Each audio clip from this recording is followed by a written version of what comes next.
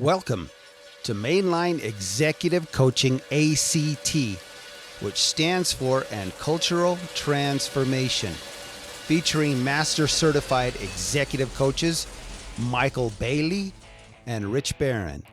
With over 50 years of executive leadership and coaching between them, they will be able to bring you the most relevant topics impacting leaders today. Brought to you by Intelligent Leadership Executive Coaching, the world's top executive coaching brand. Once again, thank you and enjoy today's show. Thank you for joining us today for Mainline Executive Coaching, ACT. Act. We're always in this process, right, Rich, of acting. As leaders, we've got to take action. And there's lots of different kinds of actions to take. And we talk about all these different kinds of actions to take. It also stands for as you, as a leader, change and as you grow and as you, the word is really mature, as you do that, something happens to your culture. And this is that process of and cultural transformation. We're going to talk about the culture today. We're going to get into some really interesting things that perhaps in ways that you have not thought about it, different kinds of paradigms about how people think about culture in popular ways. The question really is, are these popular, perhaps even faddish ways, fashionable ways, are they really getting you what you want? I mean, really, when you really take a critical thinking point of view about it, are they really getting you what you want, leaders, whether you be men, women? What is it? Are you really getting what you want? So let's get started here. Rich, let's open this up. Open this up for us, in fact. Tell us about what we're doing. Today is going to be, I think we're going to raise some eyebrows today, Maikel. I think we're going to, I'd like to see some of the comments, and I'm hoping people will comment on this. Potembox.com. You use that, leave us a message. But one thing we're going to talk about today, the primary thing we're going to talk about today is using executive coaching as a retention piece and also a recruiting piece. Because we're here in Utah, right, Maikel? And we, have been here for quite a while. I've been here for, born and raised, I've lived outside of Utah, but primarily most of my work experience has been right here in Utah. And as an executive in, an FDA regulated company for 20 years, I've seen the face of Utah change. It's changed quite a bit. And the reason being is it's growing exponentially.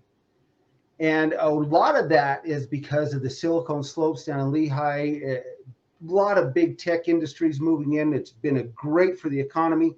It's really blown up, Utah. Utah has become probably the tech mecca of the world. Really, it's taken over where San Francisco left off. And because of that, we're seeing a huge influx of people into Utah. Now, I remember when less than 10 years ago, when you had a huge talent pool to choose from when you were doing your hiring and interviewing and finding those people to work for you. Now it's changed. It's completely changed. Now it's gotten to the point where it's very difficult to even get people to walk through your door. Utah has the strongest economy in the nation right now. And it has by far the largest job growth rate. While the nation is negative 3.4%, we have seen on average 3.3% since 19. We're even above post-pandemic levels at this point. Even in the private sector, job growth rate is 4.3%. And with the second lowest unemployment rate in the United States at 2.5%, that creates an issue. It means we have far more jobs here in Utah than we do workers. And so it's creating an issue where we're seeing a lot of job hopping. Employee retention is a big deal. Finding employees and keeping those employees is a big deal. And so some of the things that we have seen organizations revert to, and I say revert to because it almost seems, I don't want to use the term childish because it's not, but it's something that is not really related to how the culture of that organization works, how their customers view them, how they're developing their employees, what type of leadership development they're having. So we're seeing some things to recruit employees, some perks such as Zen rooms, on-site yoga sessions, leather couches in the break room, pool tables, coffee bars, fire pits so you can gather around, mics in the break room, open mics so you can have impromptu TED Talk style lunches. All these things, and there's that can go on and on and on. There's Don't all forget the peanut butter and jelly sandwiches, my friend. Oh yeah, and the free peanut butter and jelly sandwiches. sandwiches is listed as a perk. Yeah. Yeah. And I love peanut butter. Don't get me wrong, I love peanut butter. Me too. I got to tell you, the coolest perk I've heard, and this is actually a very cool one, is 6 weeks paid maternity and paternity leave with a year's supply of diapers. Now that really is actually a pretty cool perk. But in the end, that is not what is going to keep your employees. That's not what's going to, you might entice someone to walk through the door because they think, they're going to hang out on a leather couch by a fire pit, listening to TED Talk style conversations during their break while they walk over to the gourmet coffee and soda bar. That might get a few people in, but I'll tell you what, it's not going to keep them. Employee retention and turnover is at an all-time high. And you know what is the number one turnover? Employees that are turning over is leadership. Leadership is at an all-time turnover high. And why is that, Michael? I mean, we've been talking about this quite a bit. Why is that? Let's stand back and let's take a look at this. Let's get perhaps a different point of view. Okay. You have all these perks. The front end is loaded with these perks, right? Yeah. And then on the other end, you got people that are job hopping all over the place. They maybe stay there for 2 or 3 years, and then they go to a different company, right? And they actually see that as a benefit, because I got all this experience. I went to this company and went to this company and this company. You need to take a little bit deeper look at that, because the front end, that what we're talking about here and leading indicators is, what are you putting out there as an enticement to bring people in to work for you? Got to take a look at that real clearly here. May I help you with that? And then what is the lagging indicator, which is people leaving after 2 or 3 years, just jumping around. So let's just take a look at this. Just kind of erase your mind from the expectations of what it should be with the culture and all that blah, blah, blah.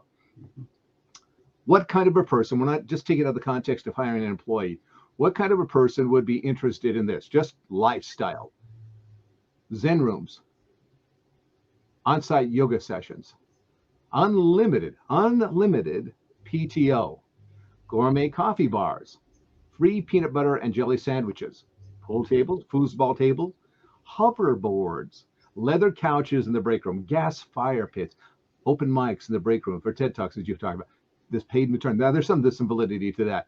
But just take a look at this. It kind of starts feeling like this is a whole lot of jelly beans that we're offering. Different sizes, right, different flavors, different colors, new colors. We got a different color jelly bean. We got a different flavor color. But, it's this enticement. Now, if you weren't thinking about it in terms of hiring an employee, if you were just thinking about it in terms of attracting some kind of person into your life, right? Who would that person be that would be attracted by this kind of stuff? Ask yourself. You might say, well, probably really a cool person. Yeah, real cool. Yeah. Well, okay, maybe so. Does this sound like the kind of person that's going to work really hard? Does it sound like somebody who's really invested in working? Is somebody who's really invested in making a contribution to that company, to that organization, to making a real difference? If the first thing that they think of is the perks. So we've talked about this a little bit, and we're starting to make this kind of a distinction here. It's going to sound horrible, I know, politically correct and all that stuff. Not so much. Are you hiring workers to come into your company, people that want to work, that love to be challenged, that love the problems, that love to solve problems, lead teams, da. Or are you hiring perkers? Workers? Good question.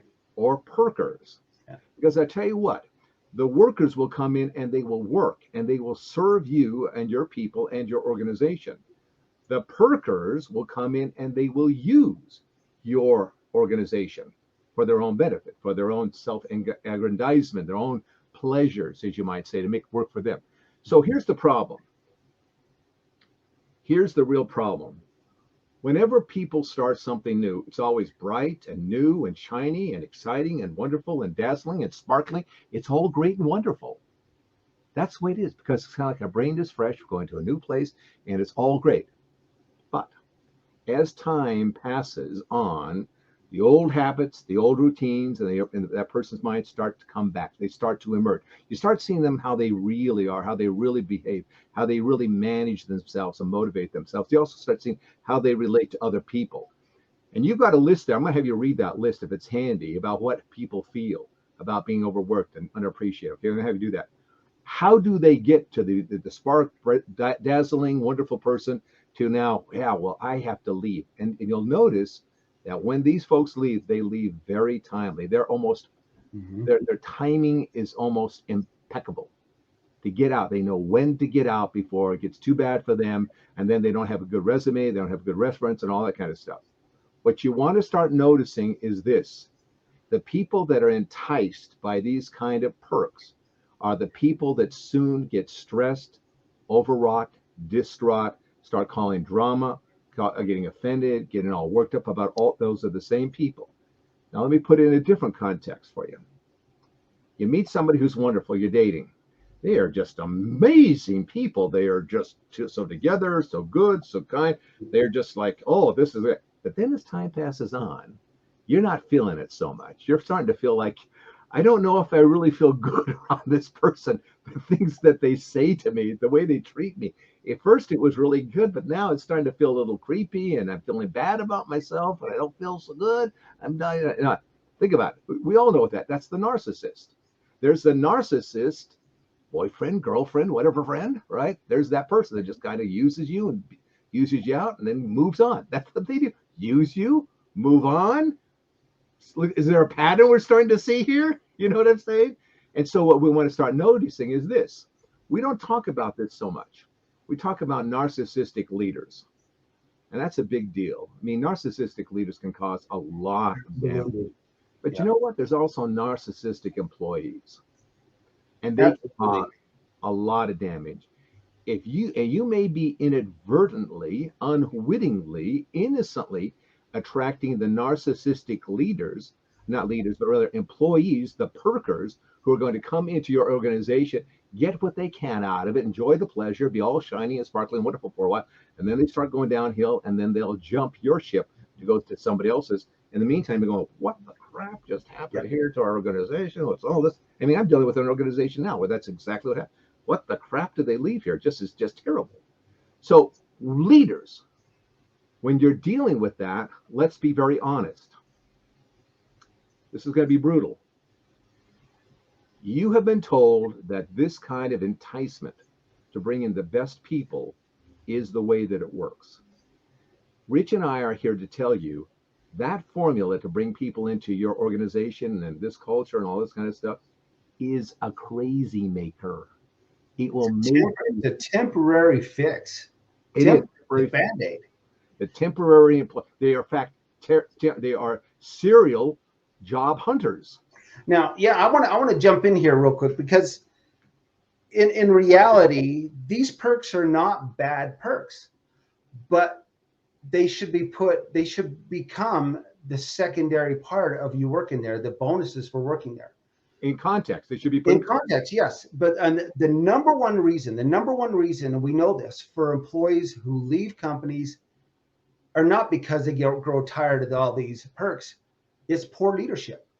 It's lack of development. It's lack of appreciation, lack of encouraging them to be inclusive and joining in the culture. Culture starts day one, Maikel. It starts day one. Now, when you walk into your job, and we've all been there, okay? We've all started day one. Now, that day one's so important, because are you going to go home and tell your family, well, I have a 6x6 cubicle, but I get to go sit on a leather couch at break? Or are you going to go home and tell your company, man, they're going to start developing me as a leader. I'm going to have a coach. I'm going to have somebody who's going to take me along the ways. And I belong to this great organization that cares about me. They want to include me. They want me, they love my ideas and they want to know. Now, on the other hand, you talked about this. What happens when there's not leadership development, when we're not developing our employees? You start to see them being overworked, overstressed. They start to feel negative about themselves. They start to feel like they can't contribute because everything they contribute is not being appreciated. And the leaders are caught in the same trap. The leaders are caught in the same trap. Leadership is the number one turnover right now. Right. It's not the employees. The number one turnover is in leadership. And you hire people according to the culture you have created. Because what you're looking for is who's going to match our culture. Right. See, that's the problem. If leaders are misdirected, if they're misled, if they're not seeing things correctly, they will create a misconnection in terms of their culture. Therefore, they will keep hiring people into their culture that matches the culture, because that's the big thing. I wonder if it's going to fit in with this.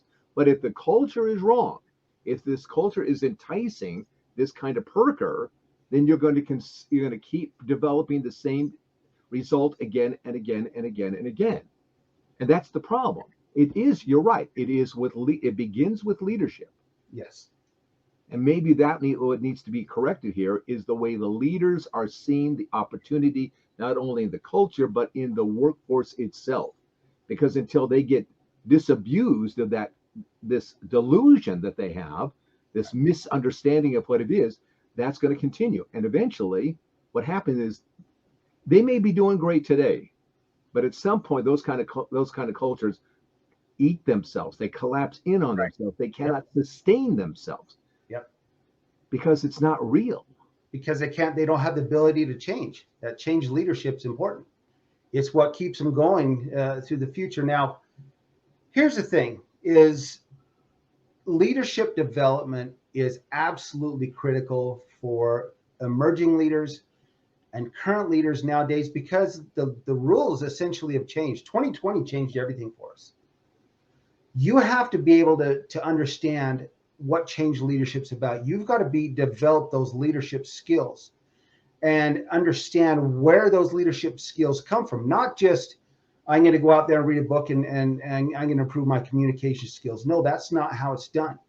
You need a coach, just like any athlete, just like anybody out there. Some of these CEOs that are and executive leaders in the world who are the rock stars, they've all had coaches. They've all got coaches. Now, I was talking to John Matone the other day, Maikel, and we both know he's the world's number one executive coach and motivational speaker. He's the world's leading authority on intelligent leadership. He said that within 5 years, we are going to see a shift to where every leader out there, an executive wanting to perform and be successful, will have a coach. It'll be an absolute necessity, because those are the ones that are going to be able to move their organizations to the next level. Harvard Business Review states the same thing. Companies who have a culture of coaching and invest in their leaders and developing their leaders with an executive coach. And I'm not talking internal coaches. I'm not talking someone that's going to go in there, bring a group in at a time into the break room or a conference room and show them a PowerPoint slide. I'm talking executive coaching, one-on-one journeys that's going to help these leaders get to that next level. It's going to help them understand who they are and how they need to get there, where they're currently at. Now, don't get me wrong, all these other things are wonderful that the company is invested for their employees. It really is.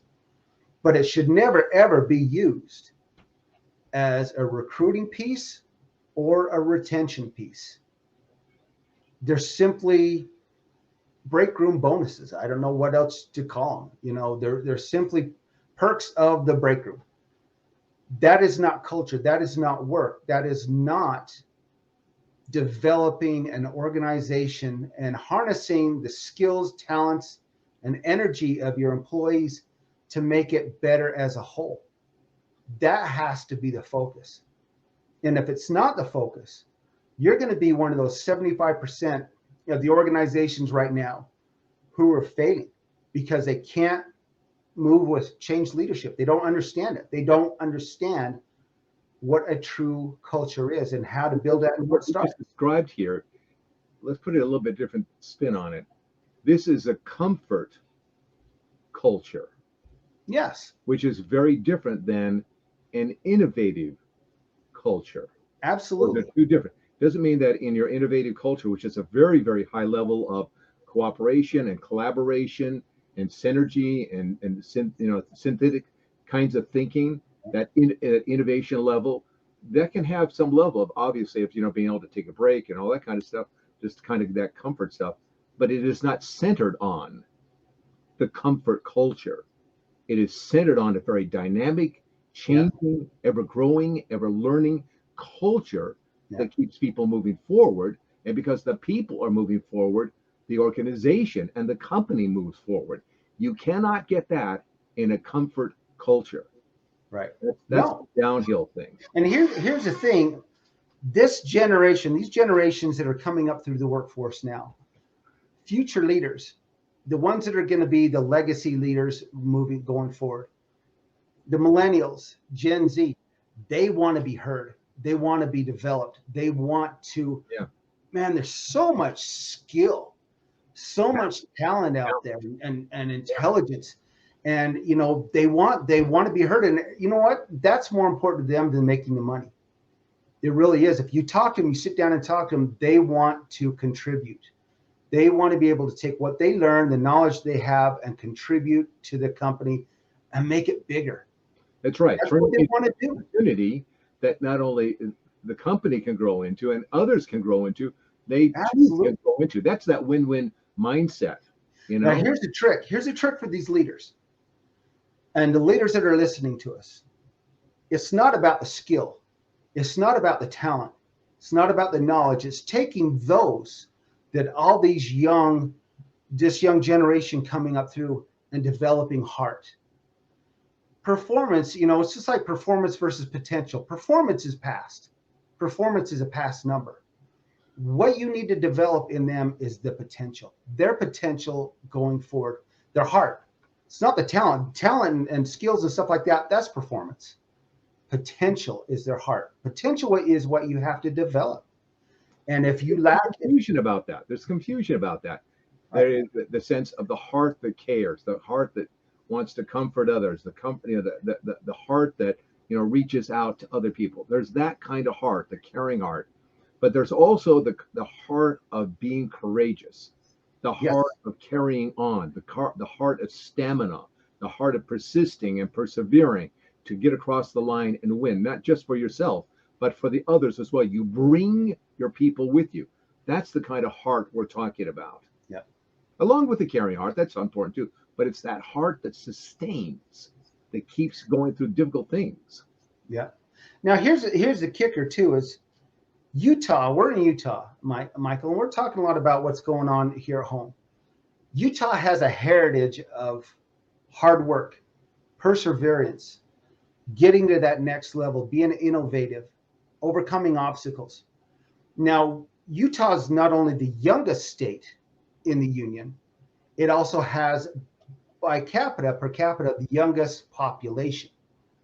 Now, that population is coming up through the ranks. It's going to grow.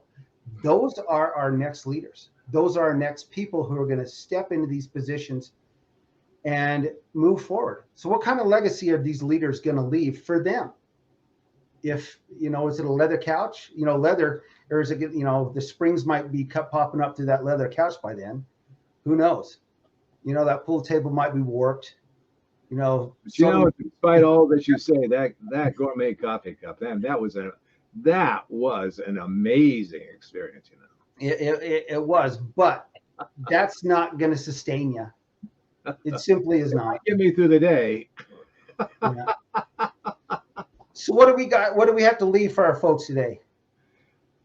Listen, folks, we are glad that you came, and you're glad that you joined us here today at any time, whether it's live or it's watching afterwards. we're very appreciative. We're grateful that you take the time out of your very busy days to kind of get a little bit of what it is that we've got to offer you here.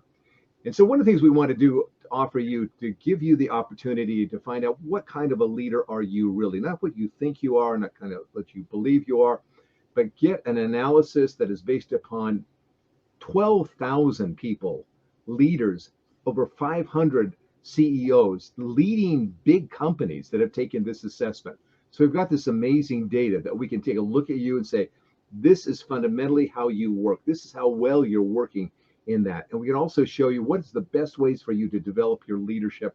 And it'll be an amazing discussion that you have with us. But you first got to go and get what we call the MLEI, the Matone Leadership Enneagram Inventory. You need to get that and then have a conversation with us. Only by having this can you have this opportunity to start getting a new insight into you. And as Rich was saying, you can't do it alone. You actually need somebody who's outside the fish tank to help you see it in new ways, to give you those kind of observations, ask those kind of questions, to start moving you in new directions of your own growth, your own development as a leader. So that would be what we invite you to do. Sign up for that. We'll give it to you at no cost. The coaching session we'll give it to you as no cost. We actually charge a lot of money for this, but in this case, what we're doing, we're saying, let's give this to you as a way to start a conversation up.